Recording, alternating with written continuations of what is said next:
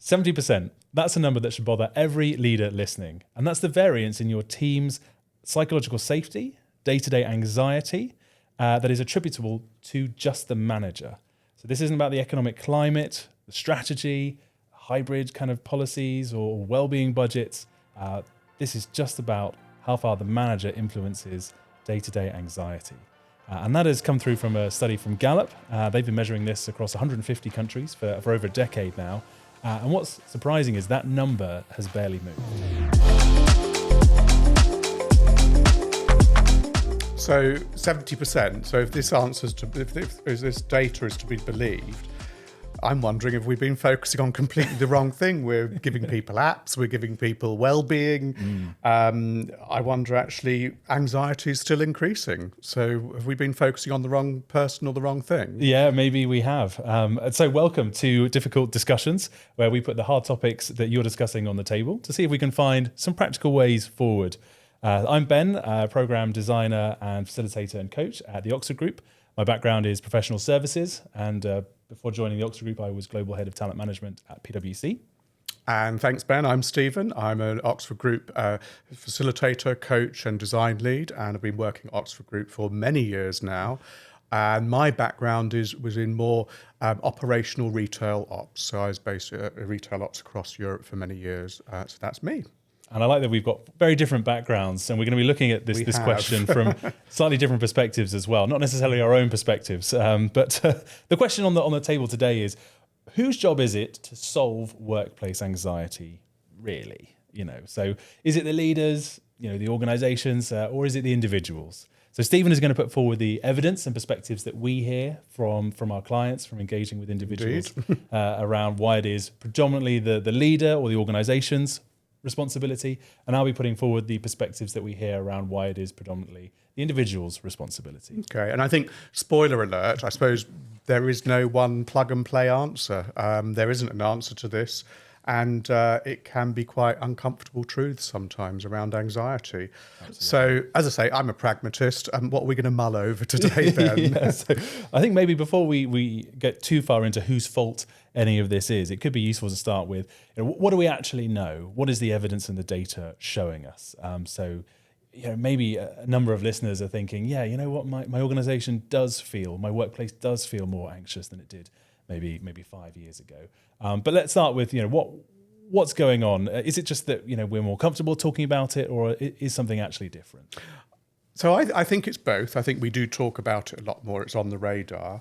But I think the data is clear that anxiety is on the increase. If we look at the Gallup workforce report, both 2026 and before, so it's saying that only 20% of the workforce is engaged. Wow. So 20% of the workforce, that means 8 out of 10 people are not engaged. I think the figure was 17% are actively disengaged, so actually demonstrating that disengagement. And in a sense, it's a new baseline. This is the baseline of engagement. Wow, and those are global numbers, which is very disappointing to hear. Since many of our listeners might be based in the UK, what does it look like in the UK? Well, sadly, it's worse. And I know we nervously laugh at that, but apparently, according to the 2025 Gallup report, it sits around 10% engagement in the workforce. Wow. And that's interesting because we're one of the wealthiest economies in the world. We are... we're seen as, innovators, etc., and yet only 10% of us, theoretically, according to the data, are engaged at work. Wow. Okay, so that's pretty serious and pretty upsetting. So with that context, maybe if I could put forward the first difficult or uncomfortable question. Hasn't work always been stressful? So, yes, everything that you've said, but if I take a small anecdote, one of my closest friends, he grew up in Nottingham, and his father was a miner. So, his father was down the mines for 40 years. He was never on any workplace resilience training or, mindfulness courses or workshops. So is some of this that we've just medicalized what is just normal discomfort and relabeled everyday stress as anxiety? I think there's a bit of both. I think there is a piece where we're labelling that natural anxiety that, we all have pressure. And I suppose I'll go there a bit later on pressure and difficulties. But I think what's interesting is the different topics that have come up. So CIPD do a good work index. And they said that about 42% of us at work had a mental health issue during a year. Yeah. And of that, so mental health issue, anxiety was the most common reported mental health piece, at around about 27%. And again, if we're to listen to the data, 62% said work was a contributing factor to their anxiety. So I think if you think about how we work, everything's changed dramatically. And it's not negating your friend's experience or previous, decades before. But, are we working from home? Are we working in the office? Are we traveling? Are we working across time zones? And I think, and we all say the world has changed dramatically. I think it's a bit like a Venn diagram. And I think there are 3, if not 4 elements that have changed, which bring this onto the radar more. What we do, so as a manager and a leader, what's my role now? What am I doing? What's my job? Or as an individual contributor in a team, what am I doing? Because everything seems to be changing. When we work, and also where, so I think where maybe even more importantly, where am I working from? Am I working from home? Am I working from the office? Am I working on the move? Nothing new, but it has increased dramatically. And of course, how we work. So how we work digitally all the time. So that Venn diagram is surrounded, I think, by the whole change in the world. So socioeconomically, what's going on in the world at the moment means that we have a very, very high anxiety, not only at work, but also what's happening outside. Yeah. We cannot avoid that. It's on our phones. We're looking at it every minute of the day. We get alerts all the time. Yeah. And I think what that is creating is a lack of clarity for all of us at work, both for managers, everybody. Yeah, there's a lack of clarity. What's happening in the future? Yeah. And I think that is what's going on simultaneously. Yeah. Okay. So you're saying it's not necessarily that the volume of stress has increased. It is that that lack of clarity, or put differently, the level of ambiguity is creating stress. Absolutely, and I think the ambiguity is the key here. Yeah. I often quote Owen O'Kane's work. So Owen O'Kane was a clinical lead at NHS Mental Health. He's written some terrific books, one of which is Addicted to Anxiety. And O'Kane's approach to it is that, first of all, anxiety, I love this definition, if I'm right, is the inability to cope with ambiguity. So we don't know what's coming up. Yeah. We become anxious. And he also says that we're addicted to anxiety because mentally we start to fill the gaps of not knowing what's coming up. In other words, we might start to worry. So if you imagine, I don't know what's happening, I unconsciously think, and this is, it's a natural thing to do as a human being, we start to worry about things. We start to hypothesize, maybe even catastrophize, or start filling it in. But unconsciously, it's giving us that thought that, well, we are doing something about it. We're not just sitting there in that blank space. And I think the challenge is that loop, it's an addictive loop, and it's also a self-fulfilling prophecy. Yeah. Because at least I'm sort of thinking about it, or I'm saying something about that, and it's going on. And the trouble is how do we break that loop? And I think that worrying unconsciously, and this is unconscious, it actually equals a false sense of security. Yeah. So the habit perpetuates itself, and the challenge, of course, is that what are we doing as managers as well? Yeah. Are we leading into having conversations, difficult discussions, as we call today? Are we having those conversations, or actually are we just maybe stepping away, not reacting, not saying anything? And I think the challenge is as a manager, what's the space I'm creating? Because it's within that space that people live. Yeah, yeah. Whether I say something or not, and if I don't say something, then they're going to say something. We do as humans. We say, oh, but nobody said anything about that. I wonder what they're doing now. Yeah, for sure. And I think people live in that space. I recognise that from my own lived experience. Perhaps the counter argument that we sometimes hear from executives, and this is maybe more when they're prepared to be really, really open with us, is, and this was actually put forward very, very nicely by two psychologists, Richard Lazarus and Susan Folkman, way back in 1984 in their book, Stress, Appraisal and Coping. So they argue that stress is not an objective property of a situation, but the result of a cognitive appraisal. Or in layperson's terms, I say something to you, and I say the same thing to Sally. You handle it relatively normally, and Sally gets really stressed about it. Am I, as a leader, supposed to be accountable for the fact that I've said the same thing in objectively similar or the same circumstances? You both do the same job, and yet you're reacting very, very differently to how Sally is reacting.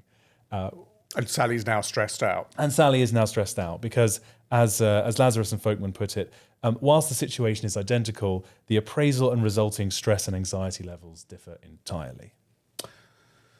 So it's interesting because I think, if I'm right, Lazarus said it's not about having to cope on these things on our own. It's Yes. not about I am responsible for my reaction completely.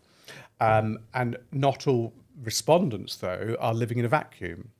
So how me and Sally, or whatever, how you and I respond to that difficult situation is not only about our individual cognitive response, so to speak, but also in that environment. So the environment matters. You know, what is we know what that's like when you're in teams and you feel safe and you feel comfortable and you feel even playful in that environment.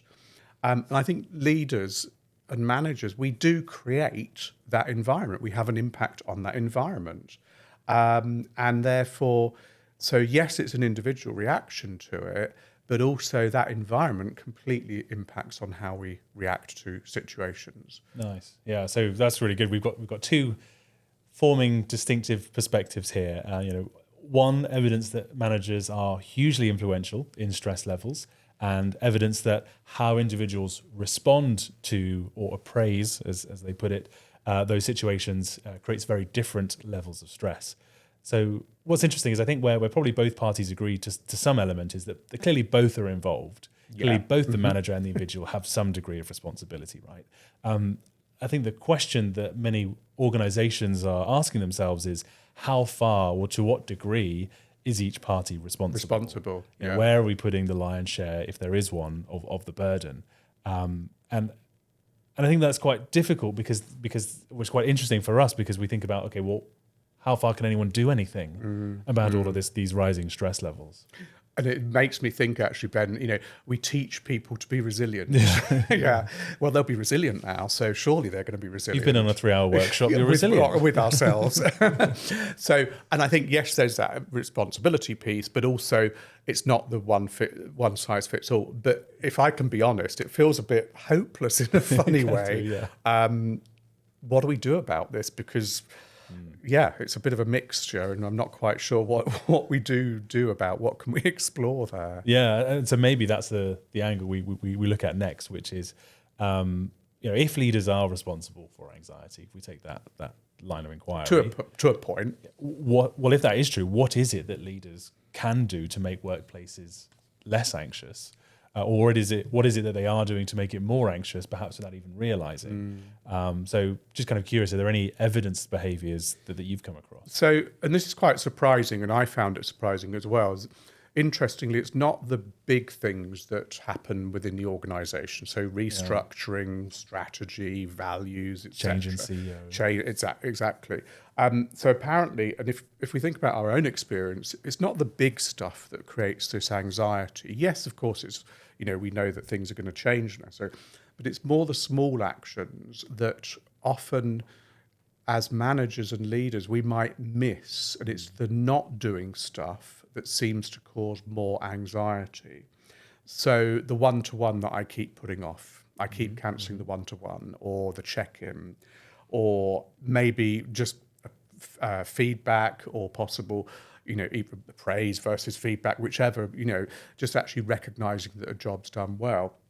And I think apparently, and this is a bit back to O'Kane's view, that we fill that gap, we fill it with a bit of worry. So if I don't hear from my manager and I've done the job, it's done, and we do lessons learned, don't we? But how often are they really done in a let's call it a positive way.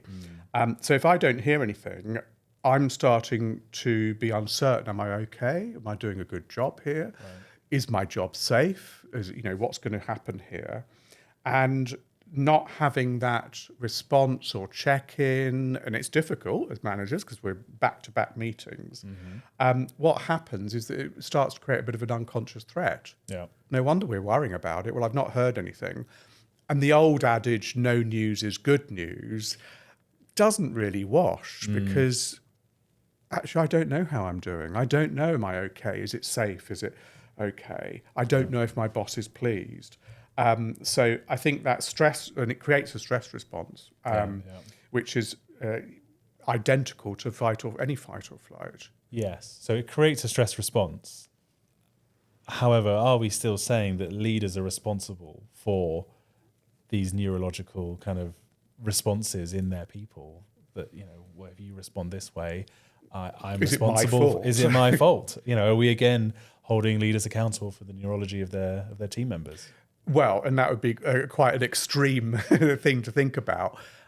It's human, it's natural. Human beings, we all respond in different ways, but we do ultimately, generally the stuff that's going on, we are emotional beings and we respond to certain things. So no, the leader's not responsible for that, but how do I create that space for them to be able to be comfortable in that space when we're going through anxious situations, etc. And I think it's more about not being responsible, but noticing. So in other words, as a manager, as a colleague, am I noticing somebody's not doing so well? Am I noticing something's not quite happening? And it's all very well and easier said than done. But I think often we'll maybe ignore it. And we do as colleagues. We think, I won't give that feedback or I won't have that conversation. And I just don't want to go there. I don't want to go. I'm not going to go there. Yeah.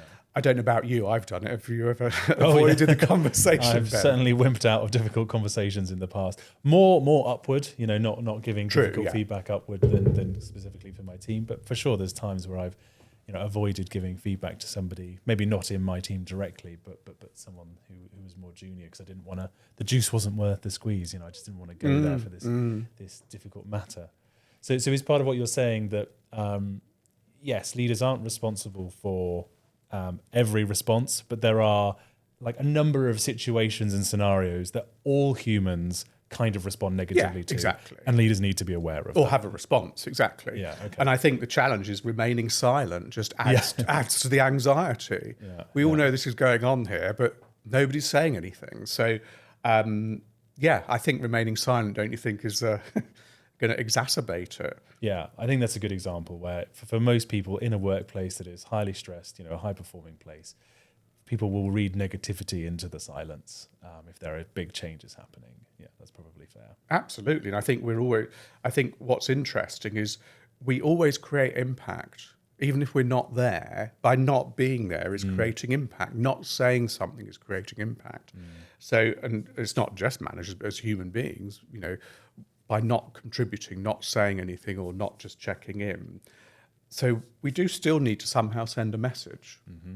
And I think if you imagine in worst case scenario, what do we start doing? We start imagining stuff, and we do. Or we talk to our friends. I come to talk to you, Ben, and say, have you heard this? And it's like, So then we collude with each other, and then it might even become a bit of an urban myth.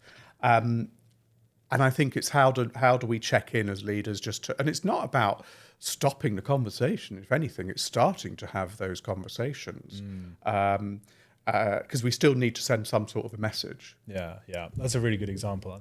There's another one I want to pick on from the counter argument side, and that is this kind of idea of being consistent. There's a lot of issues sometimes with leaders who are inconsistent. The person who's warm and affable Monday, and come Wednesday, they're short, irritable, and you're getting a very different type of person, and it might change one day to the next. So, is it reasonable for teams and employees to expect their leaders and their bosses to always be clear, calm, and collected? Are we not allowing leaders to have a bad day? No, I think leaders have to have bad days. And I think in a funny way, a bad day is actually quite a good opportunity. I mean, not bring it on, but certainly having a bad day is human natural. I don't think it's necessarily the consistency. I think it's the unpredictability of us. Nice. If we're unpredictable and we don't know what's coming up, which can then create that threat and reward or fight or flight response. If you look at David Rock's work, and it's quite old now, but David Rock talked about the SCARF model: security, status, etc. And those conversations or not having a conversation, or how we frame the conversation, creates that fight or flight response. It's a bit like, can I have a quick chat? Yeah. Yeah? We've all done that on a Friday afternoon. Can I have a quick chat, Ben? So Stephen, I've got some feedback for I'll you. give it to you on Monday. So that's a classic SCARF response, So in other words, I am responding to it like, oh, what's gone wrong? What's happened here? And we talk about that in workshops often, how we frame it. So I think if I can't predict the environment, I can't predict what's going to happen, then the brain naturally goes into fight or flight. Yeah. And that makes sense. But there is a flip side to it, in that leaders are told to, be themselves, to be, genuine. And at the same time, if you are naturally more expressive, if you are naturally more emotive, let's say, and passionate, which can also be interpreted as variable, or unpredictable. You're kind of saying, well, they might be doing more damage than others who are just a bit more kind of even. So what do we do with leaders who see themselves in that space, and how they interpret? And that's the problem, isn't it? We're not saying to people, to be less responsive or less themselves. I think it's more what we might call a regulated presence. So in other words, being conscious of what's the impact I'm having on people. And again, easier said than done. But how am I turning up? So being able to understand that actually Ben might respond to it differently.